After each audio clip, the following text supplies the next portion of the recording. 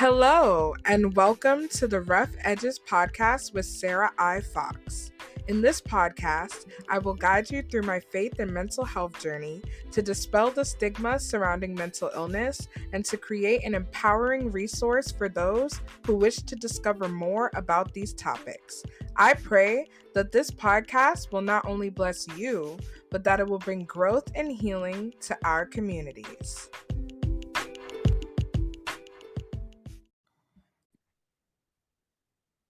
Hello, everyone, and welcome to another episode of Rough Edges. Today, I am joined by a very special guest. Her name is Renee Firth. Renee Firth is a mental health advocate and the founder of ASD Mum Club, a growing online community dedicated to supporting the mental health of mothers raising autistic children. Drawing on lived experience and years of advocacy, Renee inspires open conversations about mental health everywhere she goes. She's passionate about making mental well-being a daily priority, sharing practical strategies that help people feel seen, supported, and empowered. Welcome, Renee. Hi, thanks for having me here today. I'm really excited to chat with you, Sarah. Yes, awesome. Before we dive into today's topic, I wanted to know what are three things that you can't live without and why? Oh, okay. That's easy. Number one would be chocolate. Like I'm a chocoholic, like always have been. I love my chocolate. Secondly, would be a hot cup of tea. So I don't drink coffee, but I have so much tea. I love its calming nature. I'm like addicted. It's fantastic. And of course, I couldn't live without my beautiful family, my husband and my two boys. I love them so much. Oh, I love that. And especially I resonate with the chocolate because I also love chocolate as well. It's just Yeah. so sweet and calming, especially on a bad day, you know? Oh, yeah. Eat all the chocolate on a bad day. That's what I say. I agree with that. So I wanted to know, could you share more about your own mental health journey? Yeah, of course. So I had a pretty good childhood. I grew up in the church. I was well placed in my community, had a good schooling, and yeah, just loved life. I had really good mental health in my childhood and even in my teenage years. And it wasn't until my mid-20s that a horrible car accident left me with PTSD, a complete mental breakdown. My nervous system literally broke down, and I had to rebuild myself from there. I learned for years following that what mental health really was, how it affects us day to day. And I actually rebuilt myself from that bottom of the barrel. I had PTSD, I had double depression, I had anxiety. My mental health was a complete mess. I had to finish up work. I had to just take time to rejuvenate my soul, to rejuvenate my mind. And I actually learnt about mental health and my own mental health from rebuilding from that bottom of the barrel, that empty, horrible state where you're just trying to keep your head above water and breathe, to being mentally healthy and well so that any future circumstances that come into play into my life, that I now have a toolbox, I know what to do. And yeah, I've had different things happen in life since then that have tested and tried my mental health again. But each time I become better at bouncing back quicker and knowing what works for my recovery and when. Wow, yeah, and honestly, I appreciate your resilience because I know what it feels like to be at that bottom of the barrel Mm. and trying to rebuild yourself up. People don't know this, but the rebuilding process is just the hardest thing that you can go through in Ugh. terms of getting to stability. So, what are Mm, some, like, you mentioned your toolbox. What are some yeah. like key things that have helped you rebuild? Well, when challenges come my way that try and take me out mentally, I try and grab a hold of my mental health before it goes down that slippery slope. Hmm. So, you and I would just be going about our day, just doing the things that we do each day. And then something could happen out of nowhere that could totally rock our world and send us into complete overdrive. Often, many people just can keep doing the same thing that they're doing, keep going to work, keep doing all the activities, just trying to keep all the wheels spinning in motion. But that's not what I do. What I do is I take a step back, even if it's just a little step back or a big step back, depending on what the circumstances is that's presented itself in my life. And I just cut back on all the extracurricular activities. I cut back on physically what I'm doing every single day. If I'm working a lot, I will maybe try and have reduced hours and things like that, just so I can grab a hold of my mental health and help it recover in that horrible situation that might have presented itself in my life. Mm. Because the alternative is just to keep going with everything, with all the extracurricular activities, with all the work, long hours, with all of the things that I want to do, and my goals and my dreams and my hopes for myself and my family. But if I do that and don't take that little step back and grab a hold of my mental health, it's a recipe for disaster. So that's the one thing I do. I recalibrate my life, I reassess what I'm doing from the time I wake up to the time I go to sleep. What are the daily tasks and activities that I'm doing? And how can I reduce some of those just for the time being until I grab a hold of my mental health and get it back up to where it should be? Because, yeah, otherwise you just go down the slippery slope until you're completely burnt out yet again. And you're thinking, how did I get here yet again? Oh, what's going on? But yeah, my biggest lesson for myself is just to grab a hold of that mental health and reassess what I'm doing for the time being. Yeah, absolutely. And what you said was very important in terms of stepping back and really assessing, like, how much of this can I actually handle until I actually get a hold of my own mental health and seeing what's going on and just like pull the reins and try to get back into what I need to do to be more stable. So that's very important. Mm. Yeah, you know, it's not that you're weak or it's not that you're not strong enough that you can't handle everything. It's a strategic move. Right. I'm sure you and I and many of our audience, we are strong enough. We've been through challenges. We know what to do, but it's a strategic move to step back. Even if I feel like I can keep doing everything, I say no. Strategic move to step back, to cut some things out of my life, maybe not go to as many social events, maybe cancel some of the things that I had planned to do in my life, just to cut back a little bit, rebuild, and then I can keep going. Because then it's only like a little bump in the road rather than a complete slippery slope downhill where it will take you months. And so I know that part of your work in terms of mental health advocacy is creating an online community. And could you just touch on that? Like, what is the ASD Mom Club and what services do you provide through this community? Yes, well, ASD Mum Club is a calm online space just for mothers who have autistic children. And it's to help them going from overwhelmed, stressed out, burnt out, to feeling calm and more in control of their mental health. And this all started because my son was diagnosed with ASD and he is nonverbal. I also have a second child who is neurotypical, but parenting my autistic child has really been so challenging, as it would be for any mother. And your mental health is the first thing to go because every mum, and I know that mums who are listening who have autistic children will completely understand what I am saying. You want to do everything possible to help your autistic child through life or get them through the day, get them through the week. So that might mean researching more online about what's the next best thing that can help your child, what's the next best education setting for them. Are you going to enough therapy? Maybe doing more therapy. And in all of that process, you completely lose your mind and you completely lose all your self care.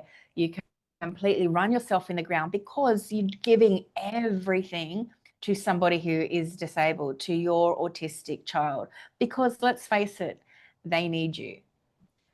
But ASD Mum Club was created to take care of the mum, to take care of the primary caregiver, to make sure that she's mentally well, to make sure that she has a space to go to unwind, and to download to actual other mums who really get it, who also want to look after their own mental health.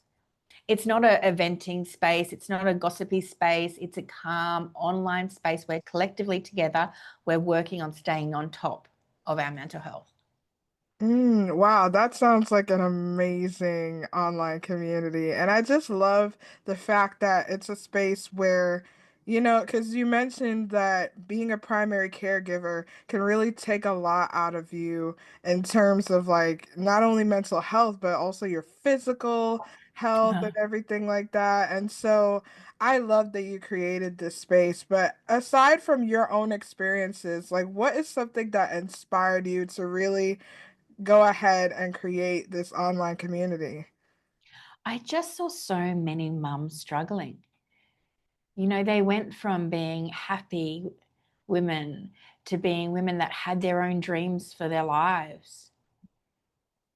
I saw them go from that to women who were a shell of themselves, who were depressed, who were angry at the system that's meant to help them and wasn't helping them. They were angry at the teachers of their autistic child that they weren't listening. They were angry at therapists that, weren't listening. They were not in a good state. And I thought, they deserve a space just for them, not for their child, because all of the therapy that we go to is for our child: speech therapy, occupational therapy, psychology, any other therapy that you might have for your autistic child. It's all about the child. All the conversations that you have with friends and family are all about how can we make this environment better for our child. But who's taking care of the mum? Mm.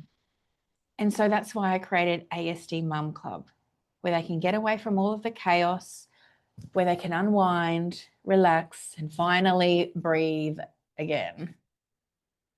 Yeah, no, absolutely. And that is a good point in terms of like with the therapeutic services. Like you're always going for your child, and that must be very difficult, especially because like you said, who's looking out for the moms? And I'm curious to know like what was like the feedback that you got from some moms about the ASD Mom Club, and how has that helped you to continue to create this safe space? Oh, one mother said to me recently that she has been looking for somewhere for 5 years to help her. And there was just nowhere. It was all about the spaces that she found were all about education for autism, more things for her child, more things that she had to learn, more courses that she had to do, more stuff that she had to try and fit into her already overwhelmed, chaotic, busy life.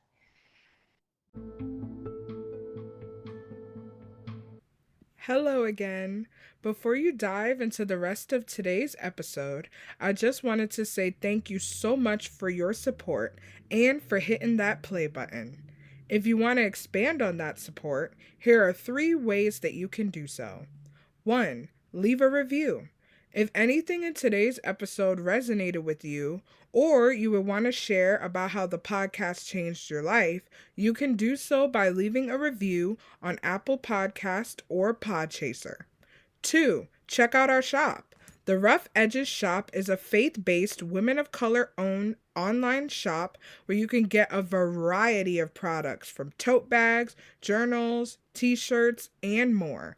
20% of the proceeds go to a mental health organization.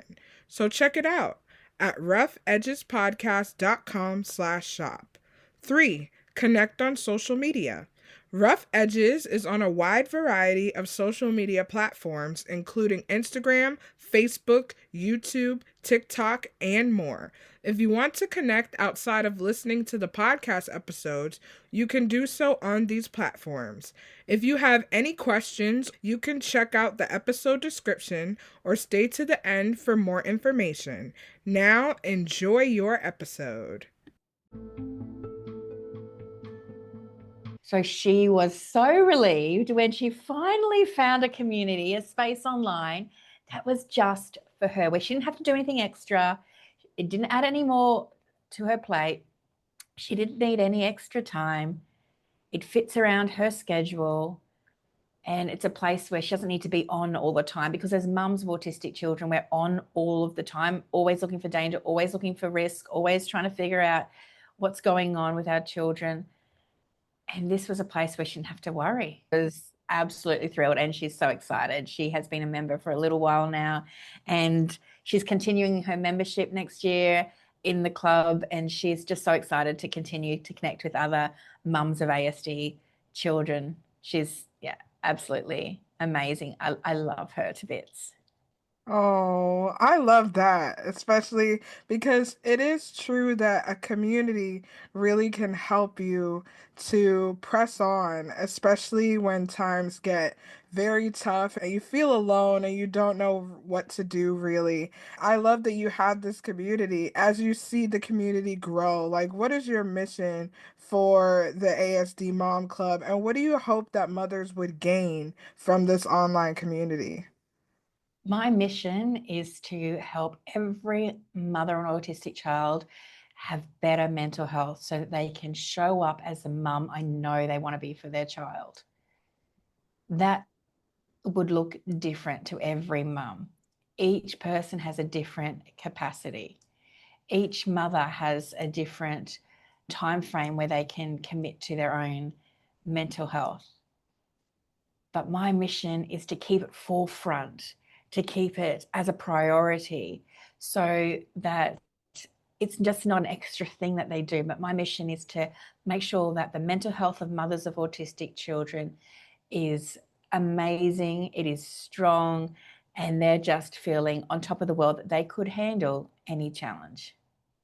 So, what were the challenging aspects and rewarding aspects of the initial creation of the ASD Moms Club?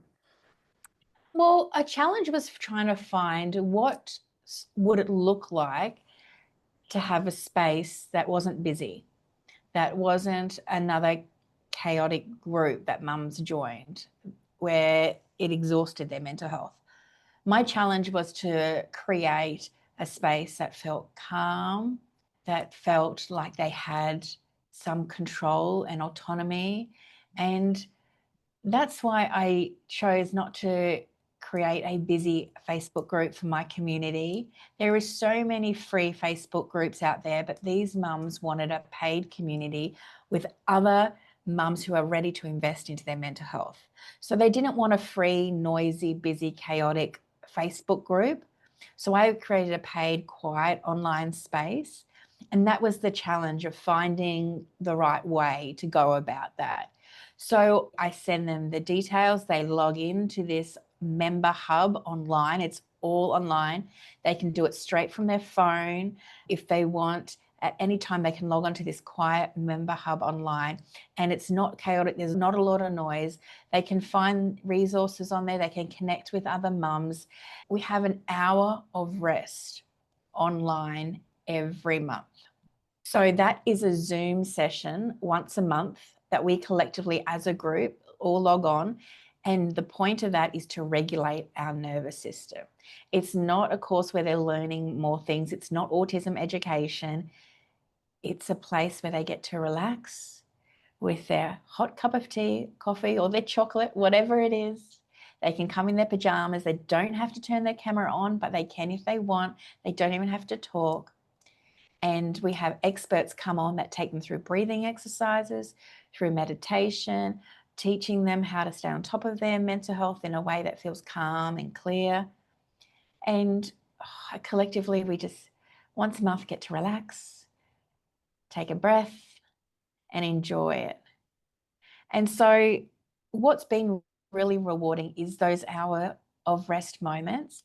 Many mums watch the replay because they can't come live, and coming live or watching the replay will both make them feel absolutely amazing. So that's been rewarding, learning about the outcomes of mums watching their replays and coming live, and finally an appointment in their calendars that's not for their child, just for them. Wow, that's incredible. And I just love that you mentioned moment of rest. It's an hour Mm, of rest. And yes. that's something that's so important, especially I can imagine parenting a neurodivergent child and a child with autism and not really feeling like you have support or you have like other outlets that can help you. And the fact that you have this amazing space to be able to have moms unwind, like it's just incredible. Yeah, I didn't want a coaching session once a month where they sit and they have to take notes and they have to learn and they have to be educated, because they go to enough therapy sessions. They have enough autism education. And I tell you what, they're already up late at night on Google, on ChatGPT, on anything, trying to find what a solution is for their autistic child. I can guarantee they're already up online, scrolling, researching, trying to find the next thing that's going to assist their child. And I didn't want our hour together every month on Zoom for these mums to be like that. I wanted it there to be completely different. The same feeling that you get when you're inside a day spa, just relaxed.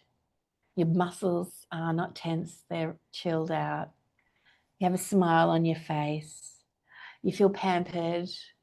They get gifts. They get pampered in our community. They get loved upon.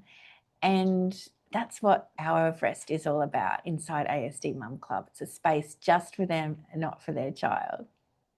Wow, that's awesome. I love that. That sounds like what moms do need in terms of, Mm. getting that rest and getting that community and that safe space. And I also wanted to know, like, how did you land on rest as something that you wanted to do? Like, because like you said, you could have done like coaching, it could have been a seminar, it could have been anything else. Like, why did you pick rest as something that you wanted to do? Because I felt like that's what I needed as a mum to an autistic child. And that's what my friends who also have autistic child were craving for. They were like, when do I get a moment to myself? Mm. When do I get some rest? And it just kept coming up. They're exhausted traveling here and there in their cars all the time to all these therapy sessions. Most mums of neurotypical children are sending their kids to soccer practice, to dance recitals. They're doing all that fun things. But we are just driving around to therapy appointments non-stop. And it is exhausting. So I wanted a space that allowed them to breathe and relax, and they didn't have to be switched on. They didn't have to do another thing. And a lot of mums watch the replay in their own time, and the mums that come live, they come just as they are. They don't have to talk, they don't have to do anything. They can if they want, but they don't have to. And they can just listen. They take part in the hour of rest.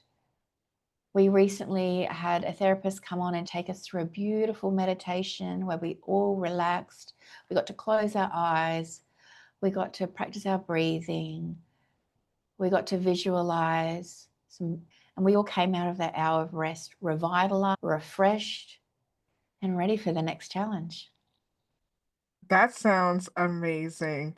And I know Ah. that as a mom yourself of an autistic child, I know that there is a lot of stigma surrounding that. So, what do you think are some misconceptions that people have about parenting a child who has autism?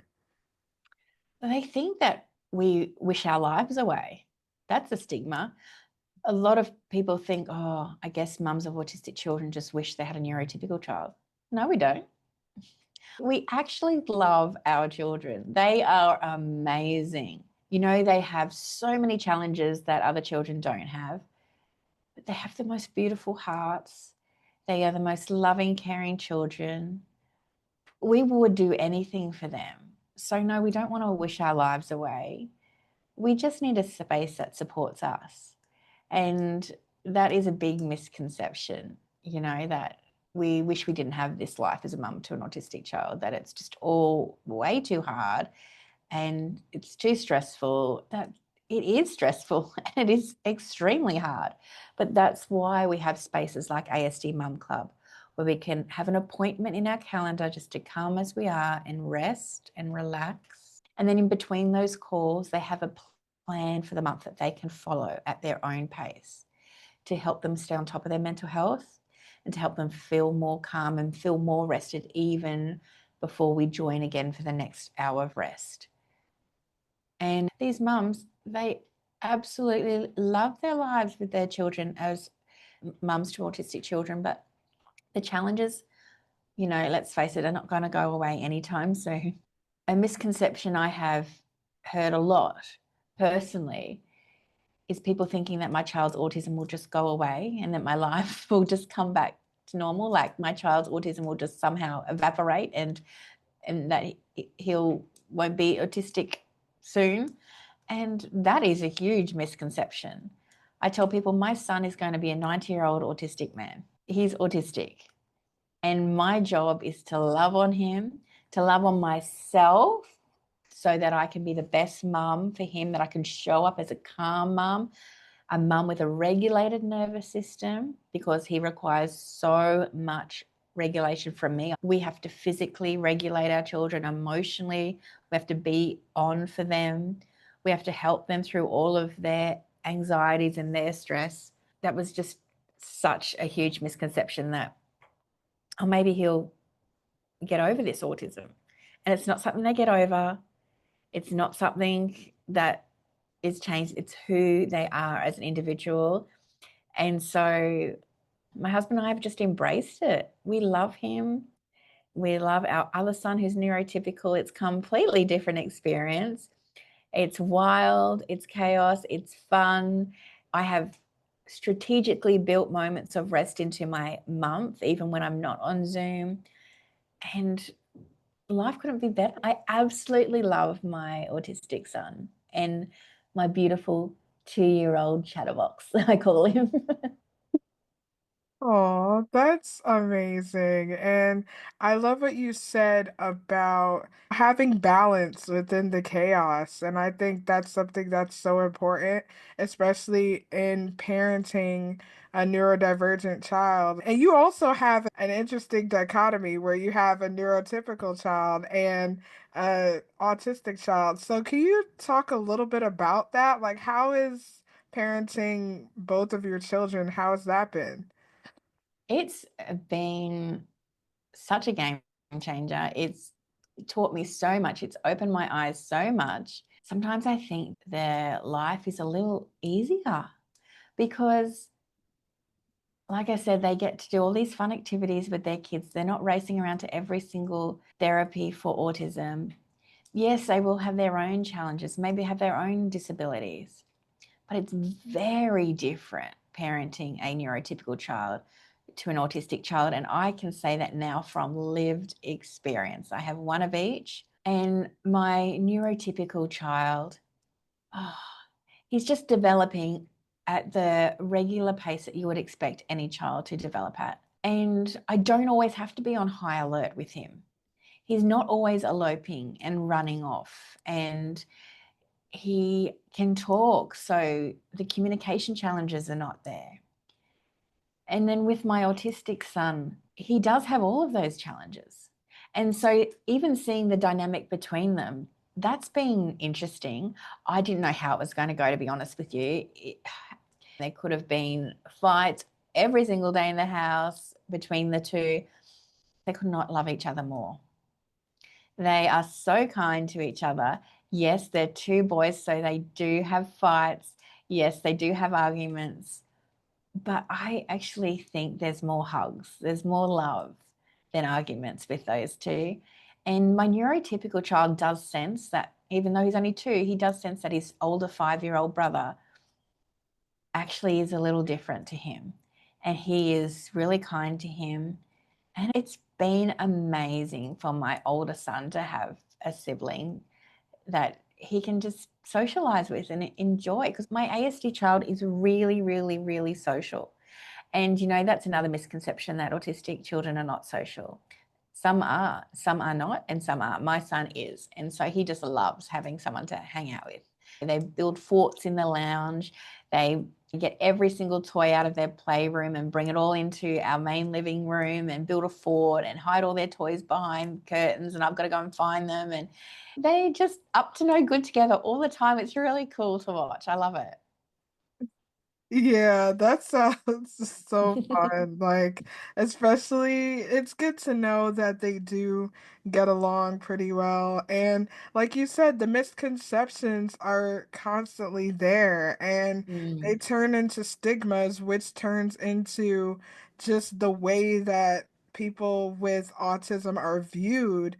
And so, if you could change one or two of the stigmas surrounding people with autism, what would you like to change and why?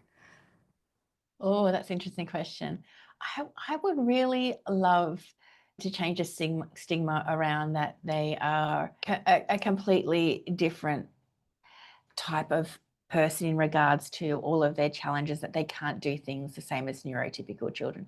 They cannot do many things, but they surprise us all of the time. My son surprises me all of the time with things that he actually can do. He started learning to draw and paint recently. I didn't know if he could do that because his fine motor skills are a challenge, but he's doing amazing with that.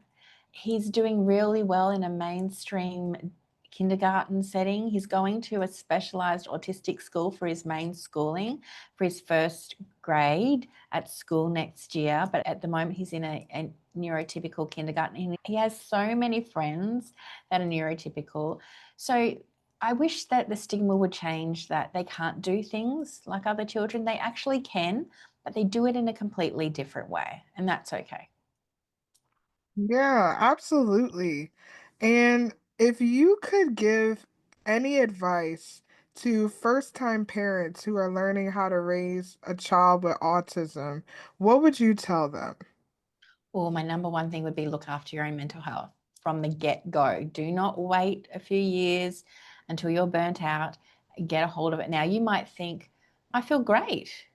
When my son was 1 years old, the pediatrician said you need to start looking after your mental health because of the life that we had ahead of us that we had not yet experienced. And at the time, I thought, I feel amazing. I don't need to do anything with my mental health. My mental health is great. It's strong. I'm feeling happy. I've accepted my son that he's on the spectrum and I'm just going to learn all the things I need to learn and help him through it.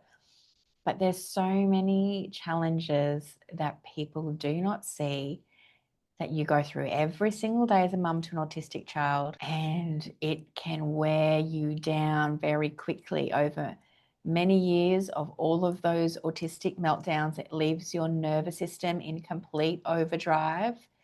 It leaves the mum's system completely wrecked, and it leaves the mum in this high state of anxiety that just lingers and lingers from year to year to year. It doesn't seem to go away.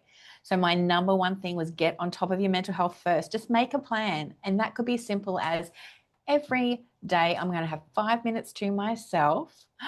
If you can find 5 minutes in the 24 hours that you have in a day where you just have your favorite beverage or your favorite snack. Another plan might be that you go out for a walk once a week, once a day if you can, getting some fresh air. Making a plan for your health and for your mental health is absolute paramount from the get go because, like I said, autism is not something they're going to get over. You're not going to go to like 10 therapy sessions and all of a sudden your kid's not going to be autistic anymore. No, this is a lifelong commitment that you have as a mum to an autistic child. So, the number one thing that you can do for your child is to look after yourself. Yes, I definitely agree with that. Well, Renee, it was such a pleasure having you on. But before we go, I have one final question to ask you.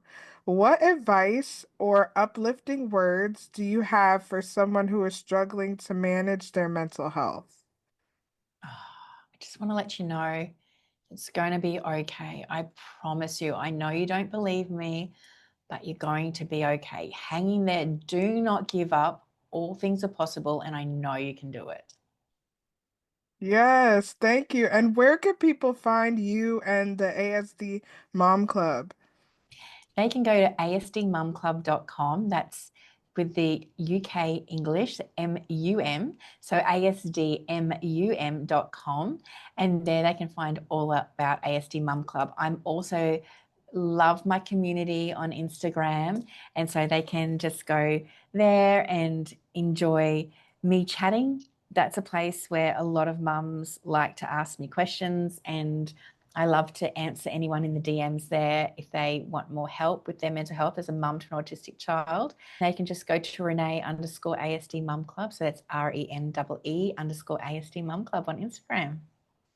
Thank you so much, and I will have all of those in the description below. And everyone, stay tuned for more empowering episodes on Rough Edges. Thank you for listening to another episode of the Rough Edges podcast with Sarah I. Fox. If you want more updates on the podcast, you can follow on Instagram at rough.edges.podcast, or you can visit the official podcast website at roughedgespodcast.com. Thanks again for listening and have a wonderful day.